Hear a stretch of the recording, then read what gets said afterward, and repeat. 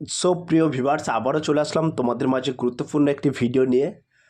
আজকে মূলত আমরা সরাসরি তোমাদের সাথে আলোচনা করব যে সমস্ত মহিলাদের অন্নপূর্ণ যোজনার স্ট্যাটাস আন্ডার ইনকোয়ারি দেখাচ্ছে, তাদের জন্য কিন্তু আজকের এই ভিডিওটি খুবই গুরুত্বপূর্ণ হতে চলেছে।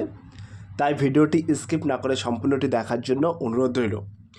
তো যে সমস্ত মহিলাদের অন্নপূর্ণ যোজনার স্ট্যাটাস চেক করার পরে আন্ডার ইনকোয়ারি দেখাচ্ছে, তাদের কিন্তু একটি ফিল্ড ভেরিফিকেশান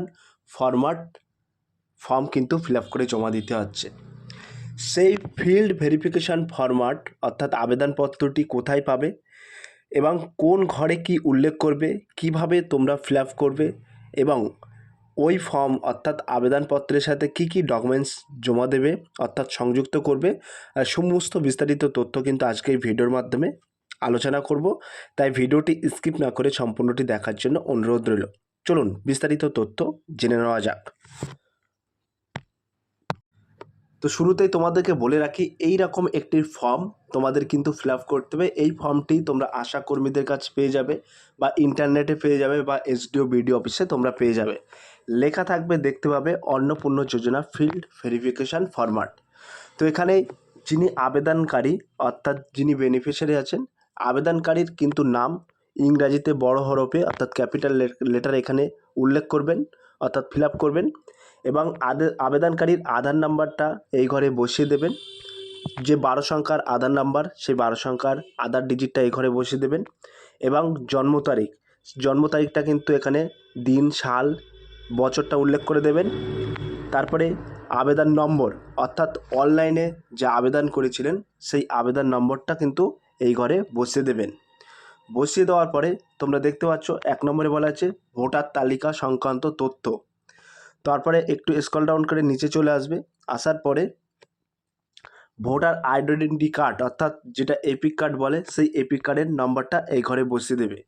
বসিয়ে দেওয়ার পরে তার পরের ঘরে এখানে 2 নম্বর ঘরে উল্লেখ করা আছে, বলা আছে 2026 সালে SIR অর্থাৎ স্পেশাল ইন্টেনসিভ রিভিশনের পরবর্তী ভোটার তালিকায় আবেদনকারীর নাম আছে, ইয়েস নো। যদি থেকে থাকে হ্যার ঘরে টিক চিহ্ন মারবে, না থেকে থাকলে নার ঘরে টিক চিহ্ন মারবে।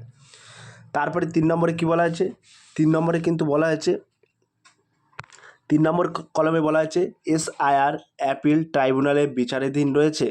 তো তোমাদের যদি বিচারাধীন থেকে থাকে ট্রাইব্যুনালে, তাহলে হ্যার ঘরে টিক চিহ্ন মারবে, না হলে নার ঘরে টিক চিহ্ন মারবে। তারপরে কি বলা আছে, তারপরে বলা আছে 4 নম্বরে বলা আছে CAA আবেদন মুলতবি রয়েছে। যদি থেকে থাকে হ্যার ঘরে টিক চিহ্ন মারবে, না হলে নার ঘরে টিক চিহ্ন মারবে। তারপরে দেখতে পাচ্ছ কি বলা আছে, তারপরে কিন্তু বলা আছে আর্থিক অবস্থা।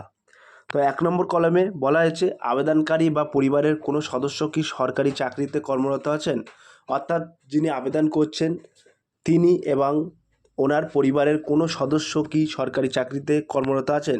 যদি থেকে থাকে তাহলে হ্যার ঘরে টিক চিহ্ন মারবে, যদি না থেকে থাকে নার ঘরে টিক চিহ্ন মারবে। তারপরে বলা হয়েছে পরিবারের বার্ষিক আয় 8 লক্ষ টাকার বেশি। যদি হ্যাঁ 8 লক্ষ টাকা বেশি হয়ে থাকে হ্যার ঘরে টিক চিহ্ন মারবে, না হলে নার ঘরে টিক চিহ্ন মারবে। তো তোমরা এখানে নার ঘরেই কিন্তু টিক চিহ্ন মারবে, হ্যার ঘরে টিক চিহ্ন মারবে না। তারপরে এখানে বলা হয়েছে পরিবারের 3টির বেশির ব্যবহারযোগ্য পাকা ঘর আছে। যদি থেকে থাকে হ্যার ঘরে টিক চিহ্ন মারবে, না হলে নার ঘরে টিক চিহ্ন মারবে। তারপরে বলা আছে পরিবারের কোনো সদস্য 4 চাকা গাড়ি আছে। যদি থেকে থাকে হ্যার ঘরে টিক চিহ্ন মারবে, না হলে নার ঘরে টিক চিহ্ন মারবে। তারপরে বলা হয়েছে পরিবারের কোনো সদস্য ইনকাম ট্যাক্স প্রদান করে কি না। যদি করে থাকে হ্যার ঘরে টিক চিহ্ন মারবে, না হলে নার ঘরে টিক চিহ্ন মারবে। তারপরে তোমরা এখানে দেখতে পাচ্ছ 3 নম্বর কলমে কিন্তু উল্লেখ করা আছে শিক্ষা। তো এইখানে কি বলা আছে, বলা আছে পরিবারের ছাত্রছাত্রীরা যদি সরকারি স্কুলে পড়ে থাকে তাহলে এখানে এই চেকবক্সটা অন করে দেবেন, অর্থাৎ এই ঘরে টিক চিহ্ন মারবেন।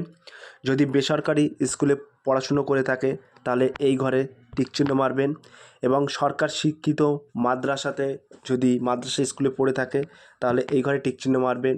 যদি এমনি মাদ্রাসা স্কুলে পড়ে থাকে তাহলে এই ঘরে টিক চিহ্ন মারবেন। ক্লিয়ার? ওইগুলো হলো পরিবারের ছাত্রছাত্রীরা অর্থাৎ ফ্যামিলির যে সমস্ত সদস্যরা রয়েছে তারা কোন স্কুলে পড়াশুনো করছে বর্তমানে, সেটা কিন্তু এখানে ইনপুট করতে হবে। তারপরে এখানে বলা হয়েছে 4 নম্বরে বলা হয়েছে আবেদনকারী সরকারি ছাড়া অন্যান্য কোন প্রকল্প ভিত্তিক কাজের সাথে যুক্ত, অর্থাৎ যিনি বেনিফিশিয়ারি তিনি কোন কর্মের সাথে যুক্ত। গৃহকর্ম, প্যারাটিচার হলে প্যারাটিচারে টিকচিহ্ন মারবে, নাহলে গৃহকর্মীতে টিকচিহ্ন মারবে। আশাকর্মী থেকে থাকলে এই আশাকর্মীতে টিকচিহ্ন মারবে। অঙ্গনওয়াড়ি কর্মী যদি হয়ে থাকে, অর্থাৎ অঙ্গনওয়াড়ি কাজে যদি নিযুক্ত থাকে তাহলে এই ঘরে টিকচিহ্ন মারবে। সিভিক ভলেন্টিয়ার্স কাজে যদি নিযুক্ত থেকে থাকে তাহলে এই ঘরে টিকচিহ্ন মারবে, এবং অন্য অন্য পেশায় যদি নিযুক্ত থাকে তাহলে এই ঘরে টিকচিহ্ন মারবে। ক্লিয়ার? তারপরে এই যে চেক বক্সটা তোমরা দেখতে পাচ্ছ, ঠিক একটি কোনায় কিন্তু চেক বক্স আছে, এই চেক বক্সে একটা টিকচিহ্ন মারবে। মারার পরে এখানে কিন্তু একটা ডিক্লারেশন লেখা আছে, আবেদনকারী সম্মতি। বলা হয়েছে এত দ্বারা ঘোষণা করছি যে উপরের তথ্য আমার জ্ঞান ও বিশেষ মতে সত্য এবং প্রযোজ্য ক্ষেত্রে আমি সমস্ত সহায়ক দলিল প্রদান করেছি। আমি জানি যে আমার দেওয়া কোনো তথ্য মিথ্যা প্রমাণিত হলে আমার অন্নপূর্ণ যোজনা সুবিধা বন্ধ করা হবে। তারপরে এই ঘরে তোমাদের একটা সরাসরি স্বাক্ষর করতে হবে, অর্থাৎ সই করতে হবে। যদি সই না করতে পারেন তাহলে বুড়ো আঙুলের টিপ ছাপ দেবেন। ক্লিয়ার? এবার এই পিছনের যে অংশগুলো আছে এই অংশতে তোমরা কোনো কিছু করবে না, এটা কেবলমাত্র অফিস ইউজ অনলি। ঠিক আছে? তো এটা কিন্তু অফিস ইউজ অনলি, ওনারাই কিন্তু এটা দেখবে। ঠিক আছে? তো তাহলে তোমাদেরকে বলে দিলাম কিভাবে তোমরা এই অন্নপূর্ণ যোজনা ফিল্ড ভেরিফিকেশান ফরম্যাট কীভাবে ফিল আপ করবেন, সেটা কিন্তু সুস্পষ্টভাবে উল্লেখ করে দিলাম। এবং এর সাথে কিন্তু যাবতীয় ডকুমেন্টস তোমাদেরকে ইনপুট করতে হবে, অর্থাৎ অ্যাটেস্ট করতে হবে। যেমন আধার কার্ড, ভোটার কার্ড এবং রেশন কার্ড।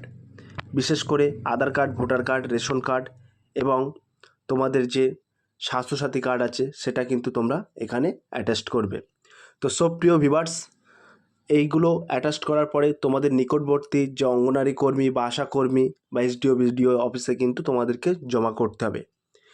তো সব প্রিয় ভিউয়ার্স, এই ছিল আজকের ভেরি মোস্ট ইম্পর্টেন্ট ভিডিও। যদি আজকের এই ভিডিওটি ভালো লেগে থাকে প্লিজ লাইক, কমেন্ট এবং শেয়ার করে দিন বন্ধুদের মাঝে। ফিরে আসছি আগামী দিনে তোমাদের জন্য very most important topic video নিয়ে।